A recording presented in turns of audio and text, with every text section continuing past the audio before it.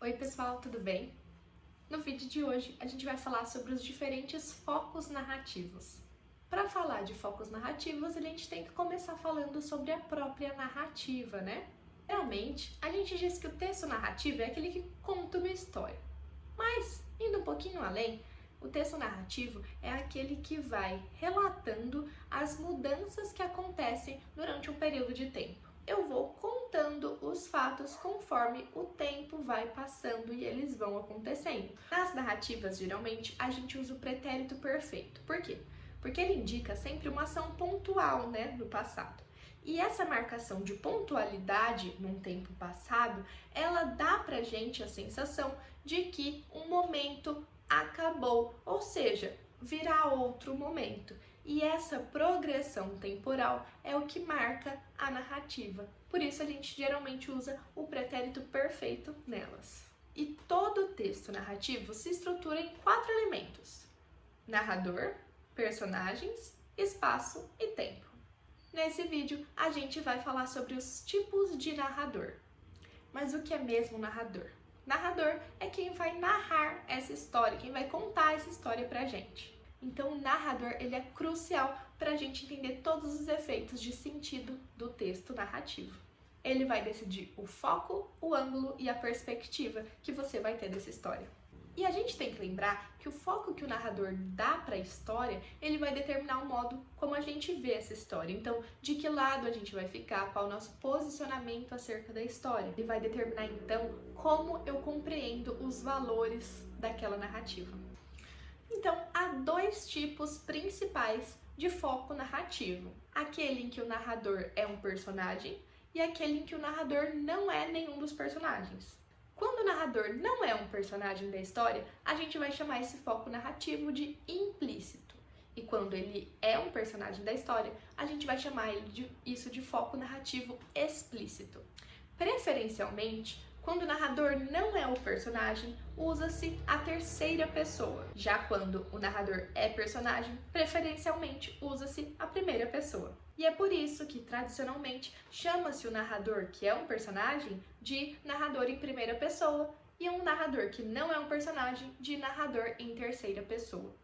O narrador de terceira pessoa, ele vai dar um distanciamento maior para aquela história. Por quê? Ele vai contar com o olhar de fora, então ele vai nos dizer com maior objetividade sobre os fatos. Já o narrador em primeira pessoa, que é aquele que participa da história, ele vai contar pra gente a história na visão dele, repleta de subjetividade, então repleta, viciada, contaminada com os sentimentos dele.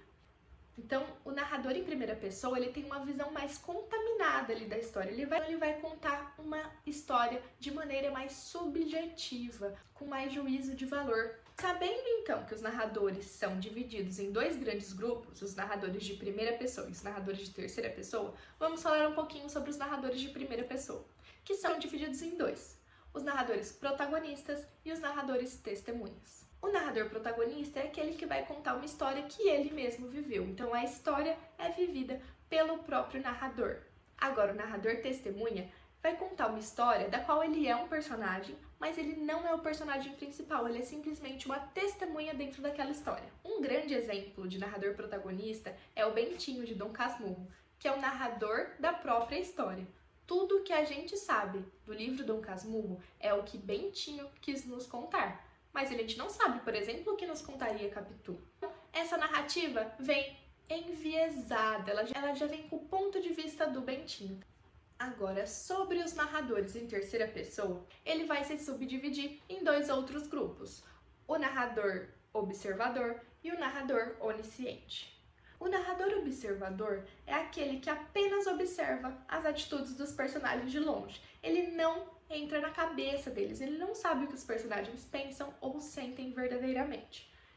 Agora, o narrador onisciente é aquele que sabe quais são os pensamentos e sentimentos dos personagens. Ele está dentro da cabeça, ele está dentro do íntimo dos personagens. E esse narrador onisciente pode ser subdividido em mais 3 tipos de narrador: o narrador onisciente seletivo, o narrador onisciente e o narrador onisciente total. O narrador onisciente seletivo é aquele que, apesar de saber a consciência, os sentimentos e as ideias de cada personagem, ele vai escolher um personagem e vai narrar de acordo com os sentimentos e a consciência deste único personagem. O segundo tipo, que é o narrador onisciente, ele vai escolher um personagem para seguir os sentimentos e a consciência dele de acordo com cada momento da narrativa. No começo da narrativa, ele vai seguir a consciência de um. E aí depois aconteceu um fato lá na narrativa que ele vai escolher outro personagem para ele seguir a consciência desse personagem. Então, dependendo do momento, ele vai ter um foco narrativo onisciente em um personagem ou em outro. E o terceiro tipo, o narrador onisciente total, ele não privilegia um personagem para ir contando de acordo com a sua consciência a história. Ele vai contando de acordo com a consciência de todos e ele só penetra na mente de um personagem quando ele julga necessário. Não é sempre. No geral, ele não vai privilegiar nenhum personagem. Então, resumindo, temos os narradores de primeira pessoa, que podem ser subclassificados de narrador protagonista ou narrador testemunha, e também temos os narradores em terceira pessoa, que podem ser subdivididos em narrador observador ou narrador onisciente. O narrador onisciente se subdivide em mais 3 categorias: o narrador onisciente seletivo, o narrador onisciente e o narrador onisciente total, certo? E esses são, então, os tipos de foco narrativo que podem existir em uma narrativa, certo? Vejo vocês no próximo vídeo. Tchau, tchau!